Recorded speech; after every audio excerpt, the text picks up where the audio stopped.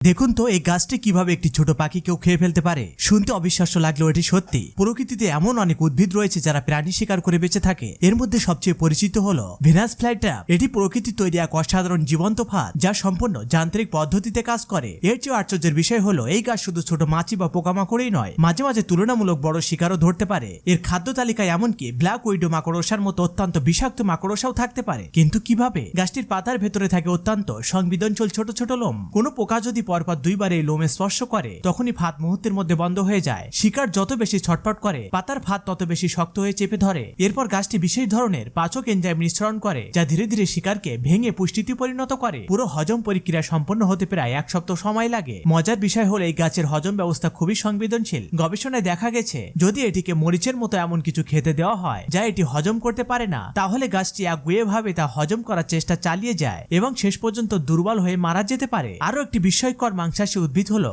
Sunview. দেখতে যেন অন্য কোনো গ্রহের উদ্ভিদ। এর পাতাগুলো অসংখ্য ঝকঝকে আঠালো ফোঁটায় ঢাকা থাকে। পোকামাকড় এগুলোকে ফুলের মধু ভেবে কাছে আসে, কিন্তু একবার আঠায় আটকে গেলে আর রক্ষা নেই। ধীরে ধীরে পাতাগুলো ভাঁজ হয়ে শিকারকে ঘিরে ফেলে এবং পাচক এনজাইম নিঃসরণ করে। কোনো তাড়াহুড়ো নয়, কিন্তু অত্যন্ত কার্যকর ভাবে শিকারকে সম্পূর্ণ হজম করে ফেলে। সবশেষে অনুরোধ, আপনি কোন জায়গা থেকে দেখছেন সেটি কমেন্ট করে জানান এবং লাইক, সাবস্ক্রাইব ও ফলো করতে ভুলবেন না।